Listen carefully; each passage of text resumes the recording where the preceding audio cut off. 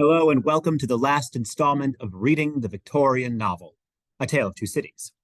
I'm Dr. Christian Lehman, and today we finish up our journey in 7 installments, actually 8 because we took the last one in 2, of A Tale of Two Cities. So today we will talk about the end of the novel and look at Book 3, chapters 13 to 15. Chapter reviews. 52 is chapter 13. Sidney exchanges his body for Darnay's, and what's significant about this number is that's how many people are to go to the guillotine that day. Chapter 14, the knitting done. Prose and Madame Defarge face off, and Madame Defarge is killed, and Prose goes deaf. Chapter 15, the footsteps die out forever. Sidney mounts the guillotine and goes to a far, far better rest than he has ever known. But we start with Darnay in prison. Neither were they, and this is him awaiting death, neither were they connected with fear.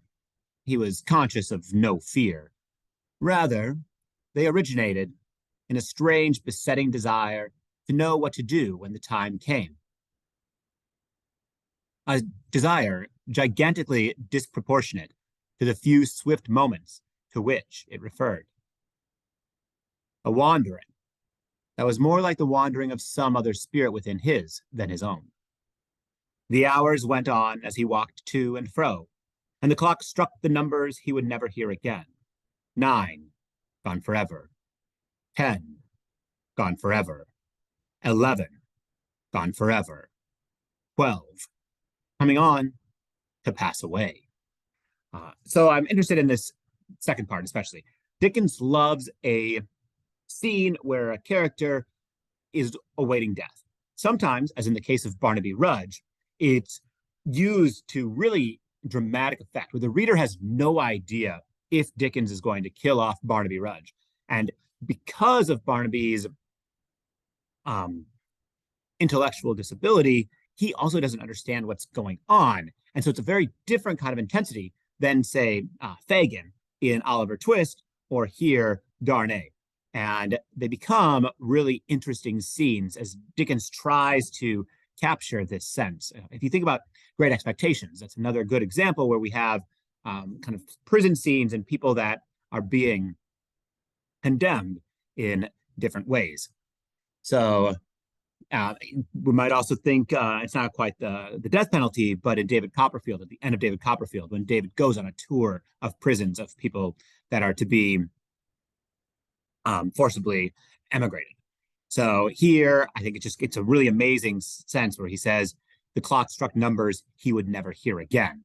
This idea that time, even though it seems like it's going up, is actually running down, and that you can't hear something anymore. It's really incredibly poignant, as is that strong repetition of gone forever. It becomes this tolling effect. So now this is where Sidney puts in plan his motion. Puts his plan into motion. Puts into motion his plan. It works, both of them. Carton looked at the pen and saw it was trailing off into unintelligible signs. Carton's hand moved back to his breast no more. The prisoner sprang up with a reproachful look, but Carton's hand was close and firm in his nostrils, and Carton's left arm caught him round the waist. For a few seconds, he faintly struggled with the man who had come to lay down his life for him, but within a minute or so, he was stretched insensible on the ground. Quickly, but with hands as true as the purpose as his heart was, Carton dressed himself in the clothes the prisoner had laid aside, combed back his hair, and tied it with a ribbon the prisoner had worn. Then he softly called, "Enter there, come in," and the spy presented himself. The first thing I'm interested in here is the kind of meta-literary quality. Carton had been dictating to Sidney Darnay, and Darnay was copying it out and writing it, and it seems to capture a little bit of maybe when you're falling asleep and still trying to do your writing. So it's a cool moment of watching somebody write and then fade off in their writing, even though most people aren't being drugged at the time. A small detail about the drugging that happens, right? What is this mixture that he has put together? David Lodge wrote a brief piece on what is this drug. It's most likely ether. Historically, though, ether comes later than this novel is set. I think that's a very minor point. It's almost even more exciting to just consider Parton knows different kinds of drugs, right? He's an experienced dweller of the night. And then this idea of Carton having to comb his hair back and tie it with a ribbon. It's very much a sort of Clark Kent versus Superman kind of moment where all Sidney needs to do is pull back his hair and suddenly it's neat and tidy and people can't tell that he is not Darnay. So a big question that I have is why a seamstress that accompanies Darnay, that accompanies Sidney on the tumbrel. Citizen Evremond, she said, touching him with her cold hand. I am a poor little seamstress who is with you in La Force. He murmured for an answer. True, I forget. What were you accused of? Plots. Though the just heaven knows that I am innocent of any. Is it likely? Who would think of plotting with a poor little weak creature like me? So why a seamstress? Well, it connects to the large theme of threads. So we're going to look in a little bit at the golden thread being Lucy, tying things together with love. And then we also have the knitter herself, Madame Defarge, tying things together out of hatred. And here we just have a straightforward seamstress. And yet she also ties things together. She makes the connection. She's the only one, in fact, to make the connection that Sidney is not Darnay. And so in a way, she becomes this person that expiates Sidney's past and can give him that forgiveness because she's not saying it to Charles. She is speaking to Sidney and recognizing that. Also, this idea of plotting, right? Who would plot with her? And then she lists these adjectives. Poor, little, weak, calling herself a creature, no longer a seamstress, right? She kind of dehumanizes herself through here, giving her less and less expertise. Earlier, maybe later, she was going to call herself ignorant as well. And the idea is like, who would do this, right? Madame Defarge never would pick somebody like this. And in a way, it gives us a sense of bodies that, and the innocent bodies that are caught up in revolution. And she will, though, have hope that it will change. She'll claim to be ignorant, but she has a sister herself and hopes that things will work out if the causes of the revolution have been just. There's an incredible use of the present tense that happens here. So this is the part where she recognizes who Sidney is, that Sidney is not Evremond. Are you dying for him? She whispered, past tense. And his wife and child? Hush. Yes. Oh, will you let me hold your brave hand, stranger? Hush. Yes, my poor sister, to the last. And then there's one of these dramatic page breaks that happens here. That's what those lines are representing. It's a blank space on the page. The same shadows that are falling on the prison are falling in the same hour of the early afternoon on the barrier with the crowd about it, when a coach going out of Paris drives up to be examined. And Dickens in this moment shifts us to the present tense, and we leave behind Sidney and the seamstress. And we're going to leave them, in fact, for a chapter and a half. And if you're thinking weekly installments, that's a significant amount of time. We're going to leave them for an entire week, sitting behind. Meanwhile, Dickens shifts us into this really dramatic present tense. And that present tense is going to carry us into the chase of Laurie and Lucy and little Lucy and Dr. Manette and Charles passed out himself in their carriage. And Dickens uses a lot of kind of commands and picks up some previous language. So, for instance, we had the very quiet hush hush of Sidney over here in the past tense, and then see what happens. A village. Look back, and see if we are pursued. Hush, the posting house. So a very different hush, right? Now the narrator is talking to us, and that use of the first person plural puts us into the carriage itself. We are brought into this energy. Leisurely, our 4 horses are taken out. Leisurely, the coach stands in the little street bereft of horses and with no likelihood upon it of ever moving again. Leisurely, the new horses come into visible existence, one by one. Leisurely, the new postilions follow, sucking and plaiting the lashes of their whips. Leisurely, the old postilions count their money, make wrong additions, and arrive at dissatisfied results. All the time, our overfraught hearts are beating at a rate that would far outstrip the fastest gallop of the fastest horses ever foaled. At length, the new postilions are in their saddles, and the old are left behind. We are through the village, up the hill and down the hill and on the low watery grounds. Suddenly, the postilions exchange speech with animated gesticulation, and the horses are pulled up, almost on their haunches. We are pursued? So notice, we go from the if we are pursued, and then at the end of these two paragraphs, we will be pursued. And this long paragraph in the middle, using the leisurely, right? This trisyllabic word, but it gets drawn out with those long vowels inside of it. Wow, we are stuck waiting, right? Nobody else is feeling the panic that we are. And that adds to our panic because we can't reveal it. And again, that constant, we, our, we, the reader is brought into this moment and this pursuit. Jumping ahead. These are the kind of other two seamstress people. So, right, connecting to the little seamstress that goes unnamed. Here we have Lucy and Therese Defarge. And so I just want to lay out kind of how they're patterned together. So Lucy here on the left, ever busily winding the golden thread which bound her husband and her father and herself and her old directress and companion in a life of quiet bliss, Lucy sat in a still house in the tranquilly resounding corner listening to the echoing footsteps of years. So here, right, Lucy's thread is a metaphor. It's the family. It's bound by love. Madame Defarge, an active knitter. He had since seen her in the section of Saint Antoine over and over again produce her knitted registers and denounce people whose lives the guillotine then surely swallowed up. So the Madame Defarge knits people in to be destroyed. So Lucy's knitting is one of like health and security, happiness and love. Madame Defarge's is driven by animosity and political and personal hatred and results in people being killed. So we just had us as readers being pursued. And then in the next chapter, Madame Defarge becomes a pursuer. And so we're getting all of these parallels set up across these chapters at the end. And so notice, and still Madame Defarge, pursuing her way along the streets, came nearer and nearer. Still Madame Defarge, pursuing her way along the streets, came nearer and nearer. Temple Bar was hundreds of miles away, and Madame Defarge was drawing very near indeed. Right.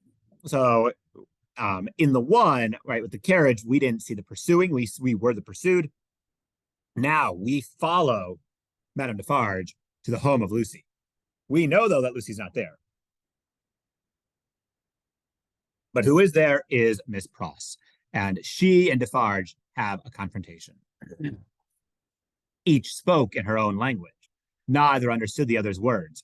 Both were ever watchful and intent to deduce from look and manner what the unintelligible words meant. And then at one point, Miss Pross says, "I am your match." And this is an astonishing moment, right? We have a tertiary level character in the form of Miss Pross, who is a low social class. She's an older figure. She's a servant against one of our main antagonists who has gotten a lot of attention, Madame Defarge, right? Madame Defarge, who has led beheadings, who has led killings, who has knitted throughout this whole thing, who has egged her husband on, who is herself driven by an intense hate. And when Miss Pross says, "I am your match," it's really an incredible moment of her entering into the novel and saying, I too deserve a place at the center of this. And they confront each other, one with hate and one with love, as in the side of Lucy with love and Defarge with hate. Madame Defarge made at the door. Miss Pross, on the instinct of the moment, seized her round the waist in both her arms and held her tight. It was in vain for Madame Defarge to struggle and to strike. Miss Pross, with the vigorous tenacity of love, always so much stronger than hate, clasped her tight, and even lifted her, and even lifted her from the floor in the struggle that they had. So here, we have these elements that are becoming metaphorical almost. The philosophical debate, is love stronger than hate? And Miss Pross is succeeding, driven by the desperation of her love for Lucy and wanting Lucy to make sure she gets away. This moment, though, where where Pross lifts Defarge from the floor is actually a mythological reference, right? It's an allusion to Hercules wrestling Antaeus. So Antaeus was a giant who no one could defeat, right? The strongest figure ever. Hercules couldn't defeat him until Hercules figured out that Antaeus' strength came from his connection to the ground. And so when he was able to lift him up, Antaeus was no longer connected to the ground, and Hercules won the wrestling match and was able to defeat him. So in a way, what we have here is Miss Pross, representative of England, fighting against Madame Defarge, rooted to the ground, rooted to Frenchness, and guaranteed to be victorious until Pross lifts her up and removes her from that French land and is able to be victorious. So here's an image from the British Museum depicting this from a 16th century engraving. And then Madame Defarge dies. Madame Defarge's hands were at her bosom. Miss Pross looked up, saw what it was, struck at it, struck out a flash and a crash, and stood alone, blinded with smoke. A beat. All this was in a second. As the smoke cleared, leaving an awful stillness, it passed out on the air, like the soul of the furious woman whose body lay lifeless on the ground. So very dramatic, right? Dickens fills the paragraph with this smoke that comes from the fired gun, and it ends up being that Madame Defarge, because of the twisting of the gun, has in fact shot herself and has died. So this becomes a point of debate, right? Why is it that a tertiary character, I should say secondary, has led to the death of our primary antagonist? And Dickens responds to this, actually. He writes a letter to Bulwer-Lytton on the 5th of June, 1860. In response, quote, to some question as to the manner of disposing of the chief revolutionary agent in the plot. And what follows is quoted in Forster's biography of Dickens. I am not clear, and I never have been clear, respecting the canon of fiction, which forbids the interposition of accident in such a case as Madame Defarge's death, where the accident is inseparable from the passion and action of the character, where it is strictly consistent with the entire design, and arises out of some culminating proceeding on the part of the individual which the whole story has led up to. It seems to me to become, as it were, an act of divine justice. And when I use Miss Pross, though this is quite another question, to bring about such a catastrophe, I have the positive intention of making that half-comic intervention a part of the desperate woman's failure, and of opposing that mean death instead of a desperate one in the streets, which she wouldn't have minded, to the dignity of Cartons. Wrong or right, this was all design, and seemed to me to be in the fitness of things. So a couple things that I love. One, this constant emphasis on plan and structure, right? Entire design. This was all design. And Dickens thinking about characterization and plot and motive in terms of progressing a story. And then he has this switch where he talks about his characters as though they are real, right? This idea that Madame Defarge would not have minded dying in the streets. And so it's more of a punishment to let somebody like Miss Pross lead to her downfall, right? Completely removed from the revolution itself. So it's really careful. And also that she repeats like the desperate woman's, the desperate one, versus the kind of resolute Englishwoman, Miss Pross. Moving on to the last chapter. And we switch back to the present tense. Along the Paris streets, the death carts rumble, hollow and harsh. 6 tumbrils carry the day's wine to la guillotine. All the devouring and insatiate monsters imagined since imagination could record itself are fused in the one realization, guillotine. So this, we have the first, the present tense, rumble, carry, are fused. We are using the metaphor there of the day's wine to the insatiable la guillotine. And then this idea that almost the guillotine itself has already been mythologized and metaphorized. And now it becomes the monster of monsters. And it's kind of this accretion of any monster that's ever existed comes together in this monster, which we should constantly underscore is man-made. And we will watch the monster devour two more. But first, we have a conflation with the narrator and Jesus. Forgot about this. 6 tumbrils roll along the streets. Change these back again to what they were, thou powerful enchanter time, and they shall be seen to be the carriages of absolute monarchs, the equipage of feudal nobles, the toilette of flaring Jezebels, the churches that are not my father's house, but dens of thieves, the huts of millions of starving peasants. So here, right, this tiny little moment, this slippage of using the first person possessive adjective, my father's house, to refer to a church. This, is, of course, is the voice of Jesus. And so as we build to the end, we keep accumulating religious language. The penultimate like right before Carton's death, right, we have the I am the resurrection and the life moment that happens, which I won't be looking at. Carton himself being a Jesus figure. But it's this moment where the narrator seems to be setting himself as Jesus, which is an interesting slippage. Dickens now teaches us how to use the dash as we lose our last 2 characters. The seamstress is here. The ministers of Saint Guillotine are robed and ready. Crash, exclamation mark, dash. A head is held up, and the knitting women, who scarcely lifted their eyes to look at it a moment ago, when it could think and speak, count 1. So what we're learning here is crash dash is the fall of the guillotine, and that dash itself is like the moment of the beheading. It leads straight into the head held up. And then we capitalize the number, count 1. All right, so that's somebody has died, an unnamed person. The second tumbril empties and moves on. The third comes up, crash, exclamation mark, dash. And the knitting women never faltering or pausing in their work, count 2. So Dickens is teaching us that crash, exclamation mark, dash equals the guillotine falling and killing. All right, 1, 2, laying down the pattern. We're going to come back to that in a second. First, though, the seamstress says goodbye to Carton. And here we have a moment of grammatical union and then splitting. She kisses his lips, semicolon, he kisses hers, semicolon, they solemnly bless each other. So what we have here is a structure called chiasmus, where you have interlocking word order. So she, verb, his, verb, hers. We move back and forth. It helps create a union between them. I also really like these semicolons, which act almost as the lips, the marker of the temporary closure of a grammatical structure. Right. So less than a period as we give the exchange.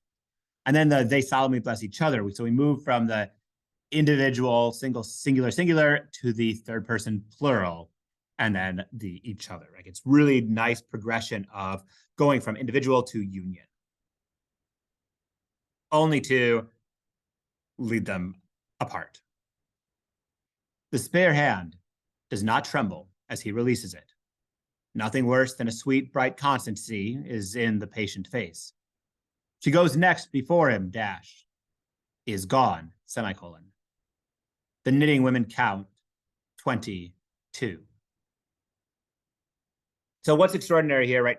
We don't need to use the crash exclamation mark anymore. We know as readers, because Dickens has taught us, what that dash means. And we're in that very strong present tense. She goes before him, dash, is gone. Not has went, but is gone. There's a kind of simultaneity of the present tense and the past that happens there. Then we have our semicolon, and the knitting women count 22. So we now know where we are in terms of the span. There's a thing I think I also kind of like about the dashes here between knitting women and 22, like these miniature dashes, maybe of the knitting needles ticking together, counting things off, but like they are also kind of cutting. It's a lot that's happening there. I have this image here from the manuscript because this dash is gone was inserted. That's what this inverted V indicates that it put in the dash is gone semicolon. And so it seems to be like originally he was just going to go, she goes next before him, the knitting women count. But I think this addition is just absolutely astonishing. It gives us that visual, it gives us that aggressive, grammatical imitation of the guillotine. And then Sidney. The murmuring of many voices, the upturning of many faces, the pressing on of many footsteps on the outskirts of the crowd, so that it swells forward in a mass like one great heap of water, all flashes away, period. 23, period. They said of him about the city that night that it was the peacefulest man's face ever beheld. Many added that he looked sublime and prophetic. So here we have that we're going to go from the present tense. It swells, flashes. Then we have a dramatic page break. That's what this dash in the manuscript means. And we switch to the past tense, right? He's now dead. Here, though, what I want to underscore is we don't have the dash. It's almost, that's what this period does. That's the flash. The like one great heave of water, that's also our last water metaphor, right? We've been constantly building all of these water metaphors for the flood throughout, and now it's all over in this flash. The last thing I want to underscore here is 23. This is the middle of the number of people that are to be killed, right? There's a silent mass of humans that are going to die after this. But for us, our narrative ends. However, we're left with the question, what about those others, right? This doesn't stop the executions. It just shows how individuals have a significance, and every individual is significant. We just happen to follow this particular one.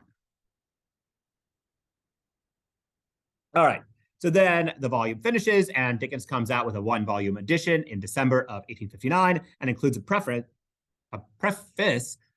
with the following information. When I was acting with my children and friends in Mr. Wilkie Collins's drama of The Frozen Deep, I first conceived the main idea of this story. A strong desire was upon me then to embody it in my own person, and I traced out in my fancy the state of mind which it would necessitate the presentation to an observant spectator, with particular care and interest. As the idea became familiar to me, it gradually shaped itself into its present form. Throughout its execution, it has had complete possession of me. I have so far verified what is done and suffered in these pages, as that I have certainly done and suffered it all myself.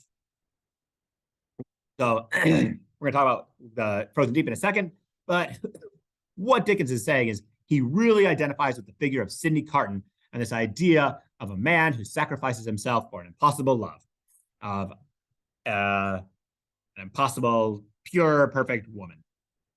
It is also astonishing for him to say throughout its execution in terms of writing this novel, right? Because, of course, it ends in one of the most famous executions, certainly that he had written, but that anybody has ever written.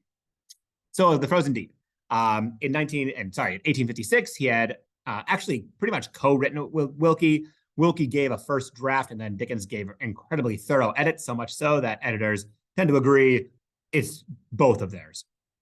The background for it is the 1845 Franklin expedition, the search for the Northwest Passage, in which and we looked at some images of this in the previous lecture, but everybody had died, and there was all these rumors about did they cannibalize or not. In that play, there is a love triangle where a character named Clara prefers Frank Aldersley, and the other suitor, Richard Waldor, is rejected. He also happens to be on the expedition and is like, I am going to kill Frank. Ends up, of course, sacrificing himself to make sure that Frank gets back to Clara. Richard Waldor is obviously a precursor for Sidney Carton. Richard's nickname, and the nickname of any Richard, through Cockney rhyming slang, Richard, Rick, Dick, is Dick. So Dick is a nickname for Richard. Dickens had said, I wanted to embody it in my own person and put it in his own story.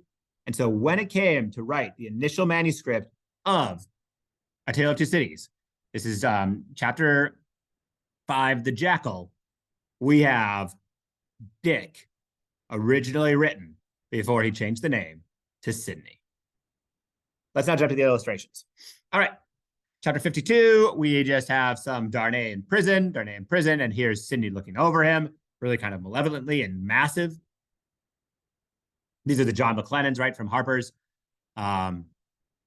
Here, the kind of top, we have an unnamed revolutionary holding the head of an innocent, right? This is a generic person, but it like foreshadows the seamstress, but it also very strongly asks us to think about Lucy, right? Because it's clearly a blonde-headed woman. Then we have the death of Madame Defarge. They're holding the gun. Her arms with all those hash marks, kind of masculinized, I think, in a way, in contrast to Miss Pross, whose headgear itself highlights her matronly quality versus the revolutionary quality of Madame Defarge. This instance showing us the moment after the death. There's the cloud dissipating. I want to compare a couple of different later illustrators. Here's Fred Barnard showing them eye to eye, hip to hip, kind of feet matching. Madame Defarge stepping forward, their bodies rather similar, right? Versus the very trim McLenan's Pross against kind of the more buxom Madame Defarge. And then Harry Furniss got quite dramatic, showing the moment of confrontation here, but giving us Pross's arms wrapped around, right? Capturing that specific moment. I love this punch across the face, but having missed it, they're maintaining eye contact and much more aggressive face-to-face, and that energy of slamming Pross against the wall as Pross is going to be reaching for the gun. It's also a great detail here of the smashed plate. And then for the last chapter, we have here the women knitting. There are, of course, 3 of them, though, which is an echo of the 3 fates, perhaps also of the 3 witches of Macbeth. Here's the seamstress, innocent, blonde, pale, small, looking up at Sydney, who's looking very dashing with this hair coiled down and these long legs. Contrast this with Fred Barnard's The Third Tumbrel, and you have these masses calling out for the death.